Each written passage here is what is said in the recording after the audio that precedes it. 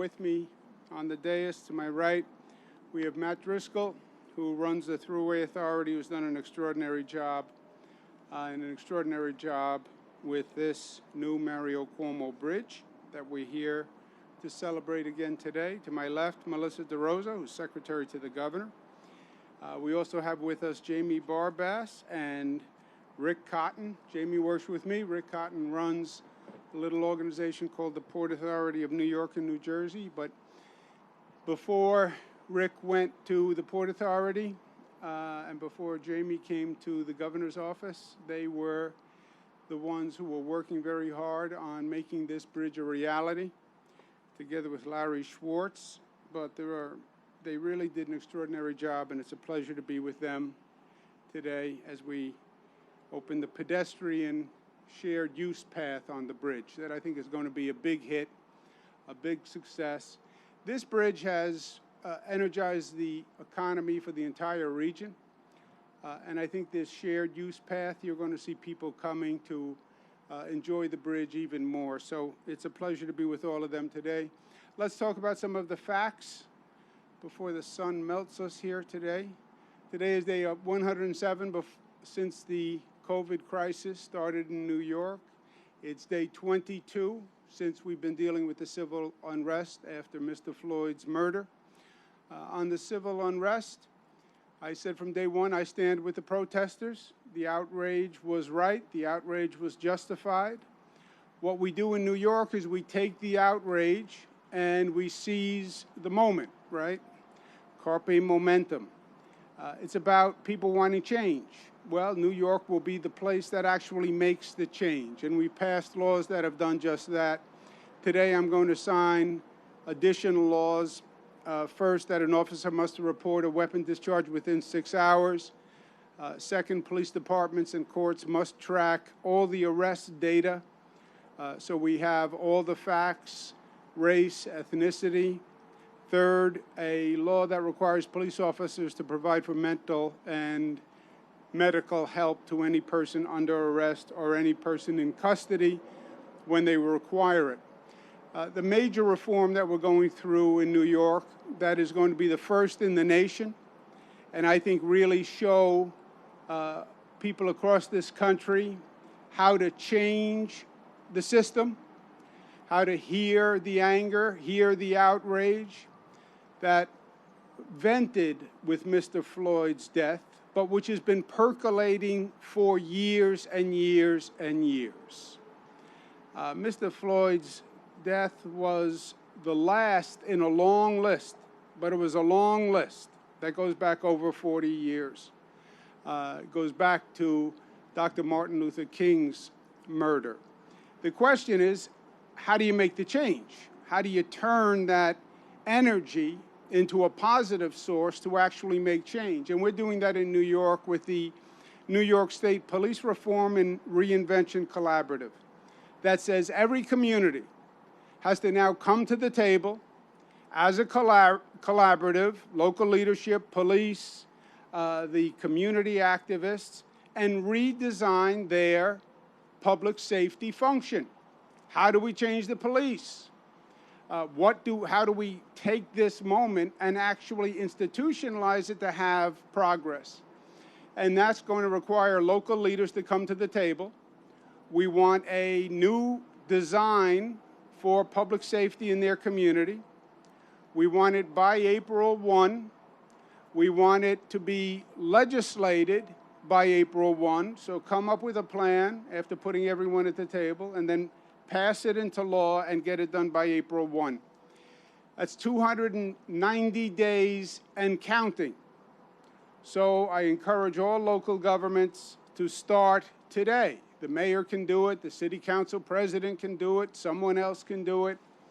But in every city, in every county, in this state, come to the table and start designing the plan for the future.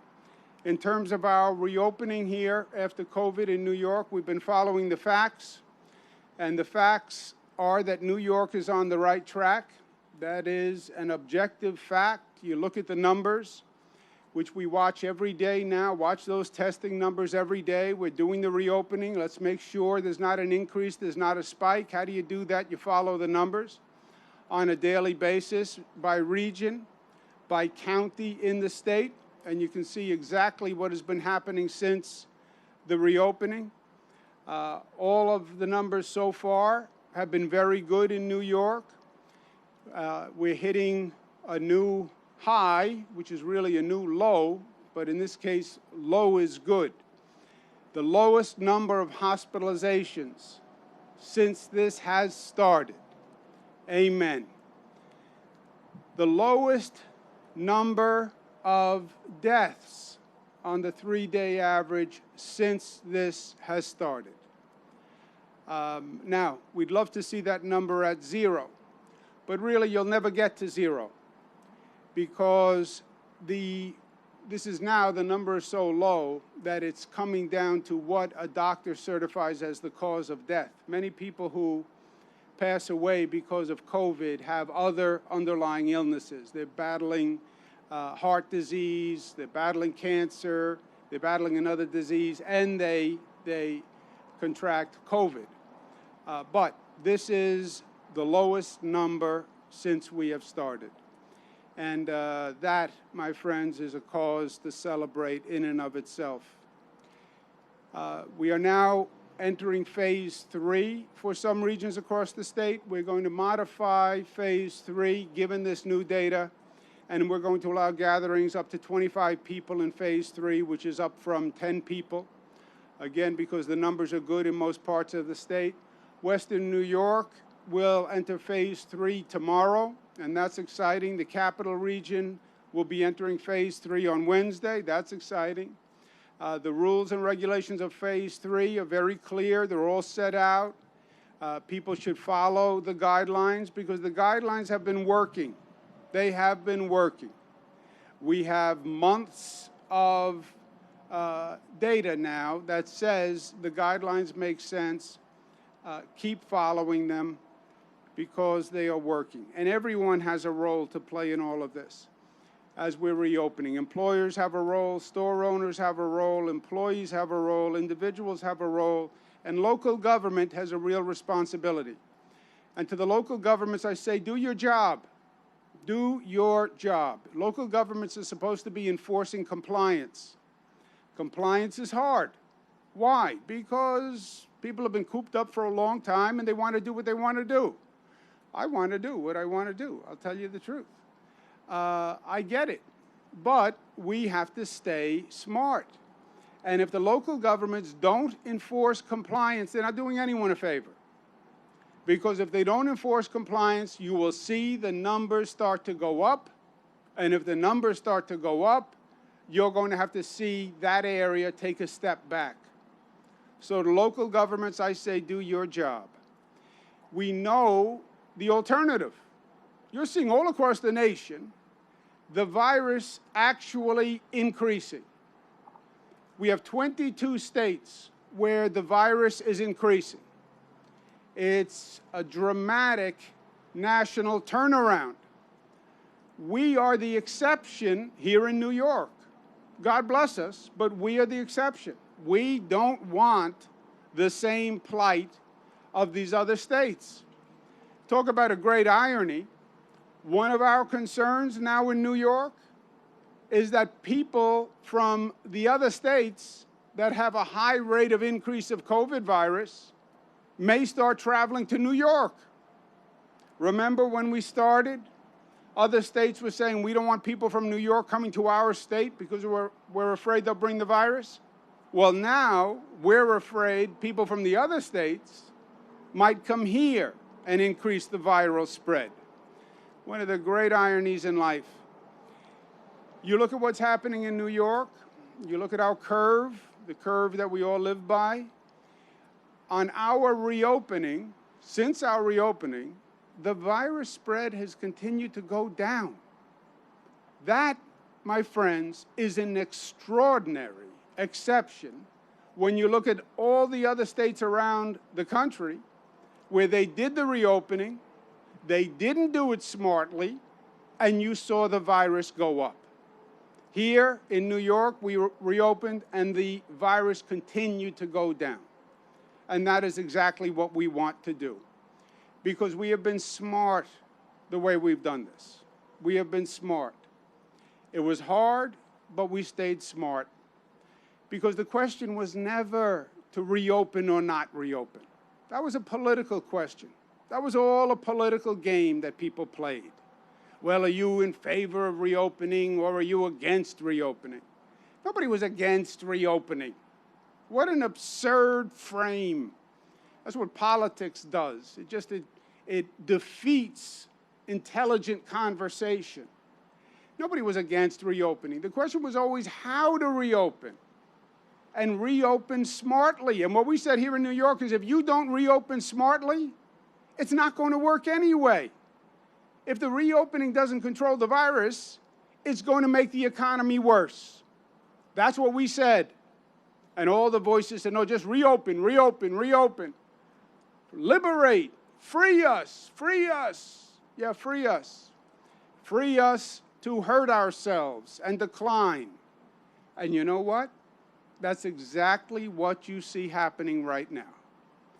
Reopening, reopening, reopening wasn't done smartly, wasn't done on the facts, wasn't monitored, and now people are seeing a second wave. 22 states, numbers going up. Oh my gosh, the coronavirus is here and it's growing. Yes, because you didn't reopen smartly. Let's stay smart in New York, because we were right. Moving forward, we have to do two things. One, monitor the virus, look at those numbers every day.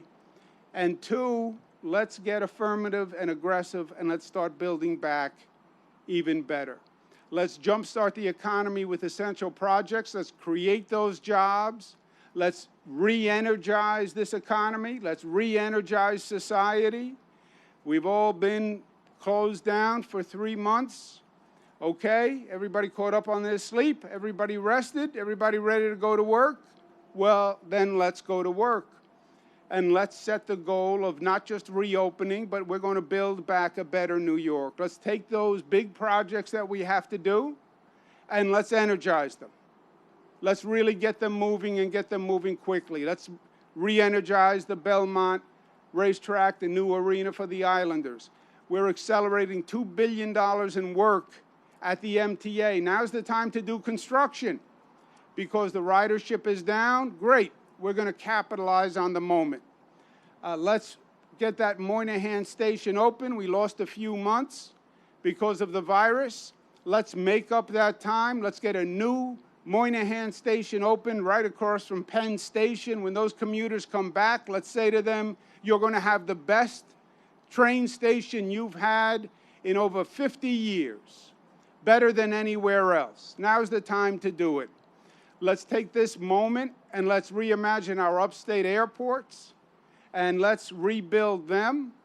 Let's get Stewart Airport and let's reinvigorate that. Stewart Airport, I believe, is going to energize the entire region. And let's get it done, and let's get it done this summer. Rick Cotton, fast-tracking LaGuardia Airport, first new airport in 25 years. Come see New York. Come visit New York. It's not the old LaGuardia that people laughed about. It is going to be the new LaGuardia that people envy across this nation, and I believe will bring people here. And for the Mario Cuomo Bridge, nearly 2 years ago, we celebrated the opening. The largest infrastructure project in the United States in the past 10 years. Think about that. Nowhere else in the nation did they even attempt a project this big. Why? Because it's intimidating. It's intimidating. You're going to build a new bridge across the Hudson River? Government? Government can't put two bricks together. You think you're going to build a bridge? Yes. Yes, we can do it. We can do it. That's what we said with this bridge. Today we're going to open the 3.6-mile-long path for cyclists and pedestrians.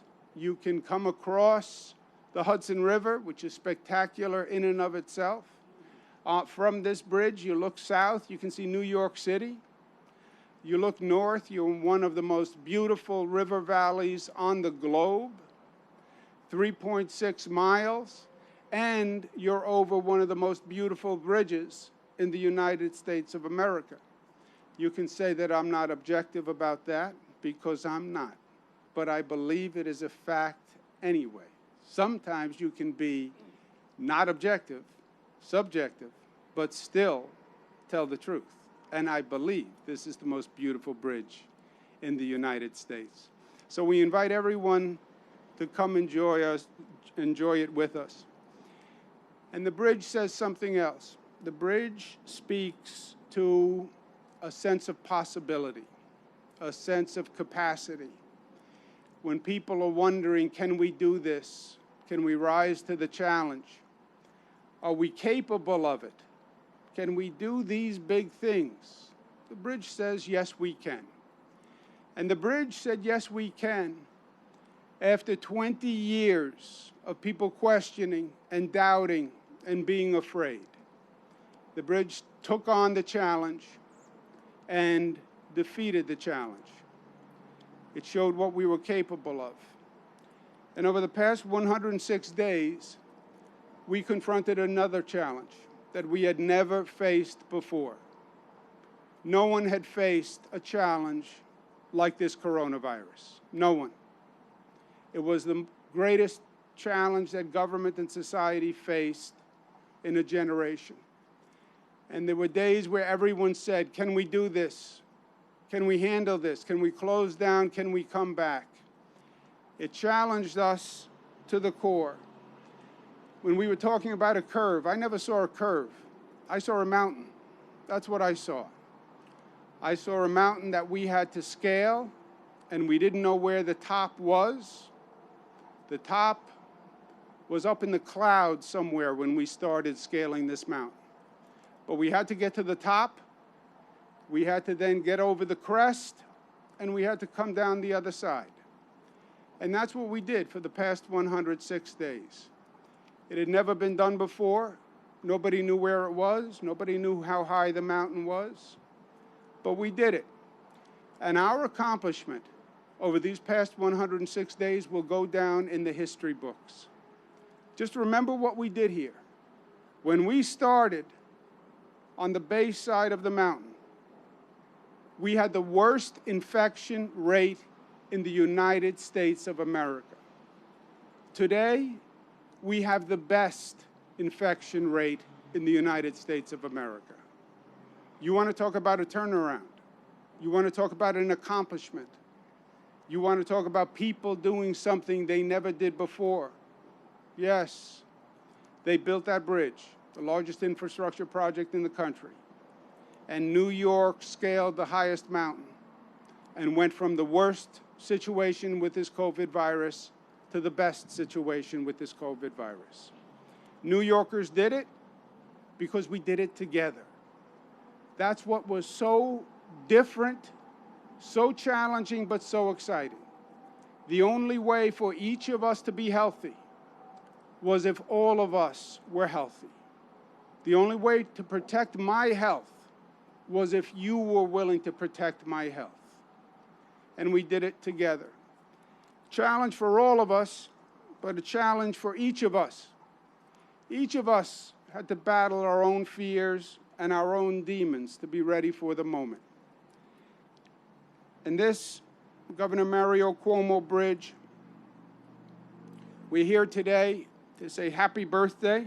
I'm here today to say happy birthday. It's my father's birthday today. And he would be very proud today. I miss him very much. I miss him every day. But in a lot of ways, he's still with me. There are many nights that I went to sleep during this past 106 days, and I laid there in the bed and I said, what would my father tell me to do today? And I could hear his voice, and he gave me great advice and great comfort in some of the longest nights. And I knew exactly what he would say. He said, take responsibility, own it, don't point fingers, don't get into a blame game. You're governor of the state of New York. Take responsibility. Take responsibility for all of it and be accountable for it. My father would have quoted Winston Churchill. He loved Churchill saying, never give up, never give up, never give up. My father said to me, rise above the politics. They're going to play politics. They always do. Don't sink to their level. Don't listen to the naysayers. Speak to people's better angels. And he would say, trust the people of the state. Tell them the truth, and they will do the right thing. And that's exactly what I did for 106 days. I told the people the truth. I told them the facts. I didn't sugarcoat it. I told them what we had to do, and they did the right thing. And they wrote a beautiful chapter in the history of this great state and in the history of this nation. My father always spoke about the fundamental philosophy of operating as a family. As a family, we take it for granted. I'll help you, you'll help me. We're family. We're all family. We're all family. The state is one family. When they murdered Mr. Floyd, they murdered a member of our family. That's what the protests are saying. When one of us gets sick, we're all suffering in this state. So we're all supporting one another. I think my father would have loved where we came out of this, because his dream, his moral leadership was just that simple. It came down to love, care about one another, and act like you care about one another and you love one another. And that's what we did. Tonight we're going to illuminate the bridge in blue, because blue is my father's favorite color. And when he's looking down, I want to make sure tonight he sees his bridge lit up blue, and I think it'll put a smile on his face.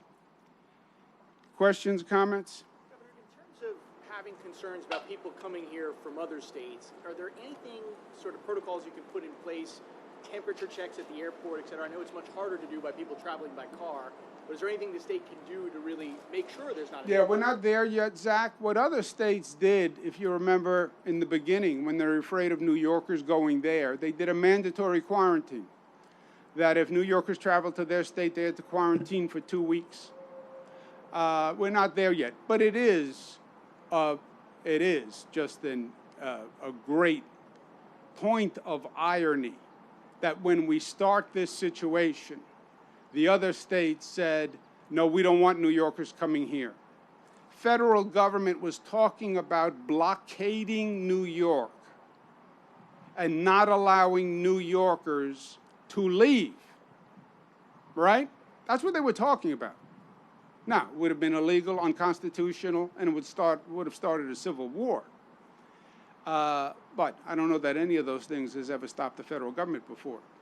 But that's where we were. They wanted to blockade New York. The other states wanted to make sure no New Yorkers went to their state. Fast forward 106 days. We have the lowest infection rate. And my health officials are saying, we hope people from Florida don't come here. Governor, Peter. yeah, you were talking yesterday about calling business owners. How many businesses did you call, and what kind of reception did you get? I'm sorry, a little louder, Peter, please. What kind of reception did you get from business owners that you called about shutting down and staying shut down? Oh, people send me texts and videos and pictures, and they were sending me texts and videos of particular restaurants and bars at particular times. We got over 25,000 complaints from people, which is a very interesting phenomenon, by the way. We've never gotten 25,000 complaints. sometimes when I say something really absurd, but not even 25,000. People are concerned. People are scared. So now they see a business doing the wrong thing. They snap a picture, right? Everybody has a phone and a camera. They snap a picture. They're doing complaints, 25,000 complaints. Some of them actually text them to me. So I made a few phone calls and said to restaurant owners, bar owners, what are you doing? We have the guidelines. I'm looking at a picture of your establishment taken 25 minutes ago, and people are violating everything. Everything. No masks, no social distancing. You're violating the rules. What are you doing? And look, the state is going to enforce the rules. The state licenses bars and restaurants for a liquor license, state liquor authority. You can lose your liquor license. You lose your liquor license, that's serious. So I just wanted to make sure they knew the laws and the rules. I wanted them to make sure they knew that the state was going to be sending out inspectors, and this was a very serious sanction. And even their patrons don't respect it. That's what's interesting here. The people of the state know what they did.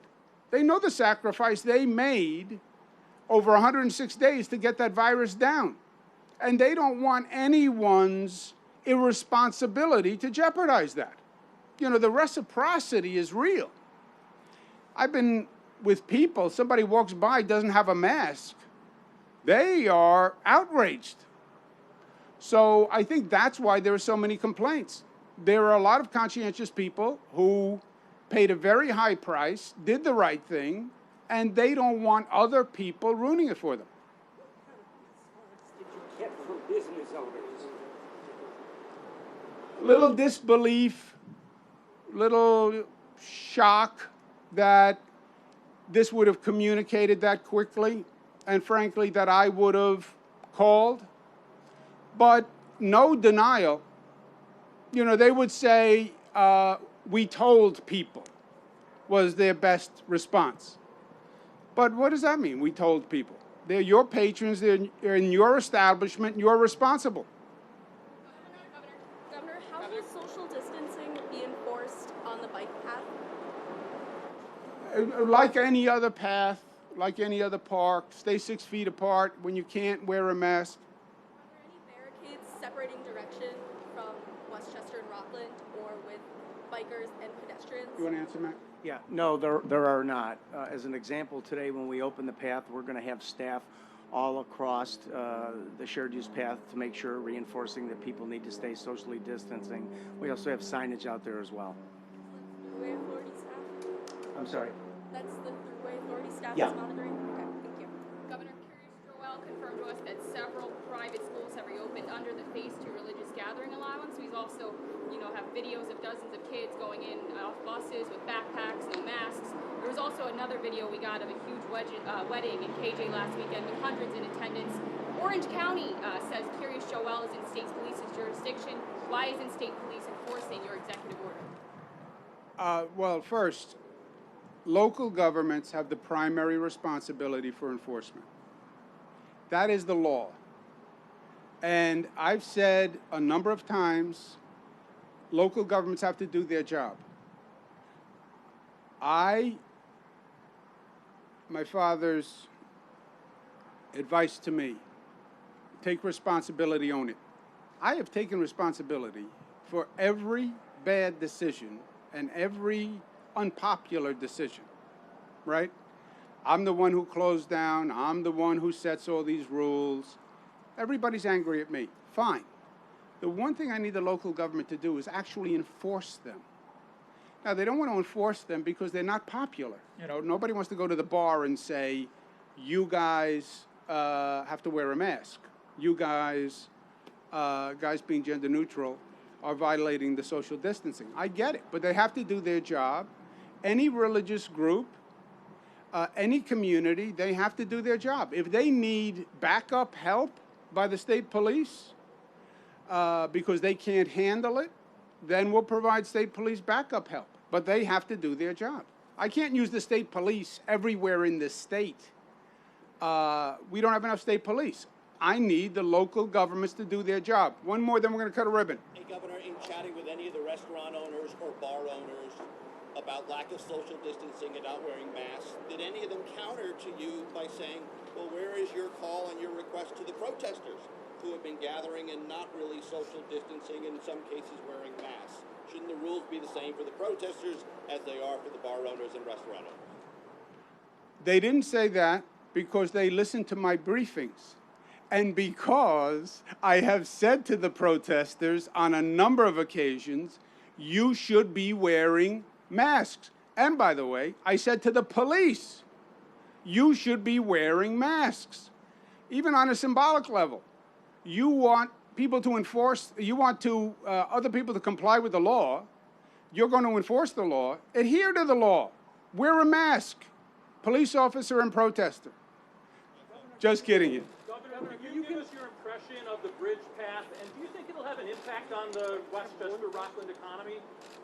I think, and I'll ask Matt to chime in because he sees it more closely. I think the bridge has had a tremendous positive impact on the entire regional economy. People, the commute is shorter, it's better for the environment, it's saving money. The bridge is beautiful. People are coming to restaurants, etc., just to see the bridge, especially before this COVID situation. And I think that pedestrian path is going to be a home run. There are other pedestrian passes on the Hudson that attract people just to walk over the Hudson. They're just a pedestrian path, and people by the thousands go just to walk over the Hudson. Here, you can walk over the Hudson on a beautiful bridge. You can see New York City to the south, the Hudson Valley to the north. Yeah, I think you're going to get thousands of people who come, and they'll stop in local shops, and they'll stop in restaurants, and they'll stop in bars. Matt? Yeah, I think the governor nailed it. There's been a tremendous amount of interest in the opening of this path from beyond the people that live in this region. So in addition to what the governor pointed out, one of the things that we have in our kiosks that are at each of the Belvederes, information related to local shopping, dining, et cetera, because we want to help support the local tourism industry as well. But there's no question that this will have a positive impact on the economy here in this region. Thank you, guys. Thank you. We're going to cut a ribbon. Can you respond to Mayor de Blasio's assertion that you should calm down regarding this past weekend violations of social distancing? Mayor de Blasio asserted that you should calm down regarding this past weekend violations of social distancing, what you were just referring to. I don't know what he said. I know. Look at the facts. Look at our viral infection rate. Look at the other 22 states. And you don't want to be one of those 22 states. Do your job, local government. Messed up? Okay. On three. 1, 2, 3.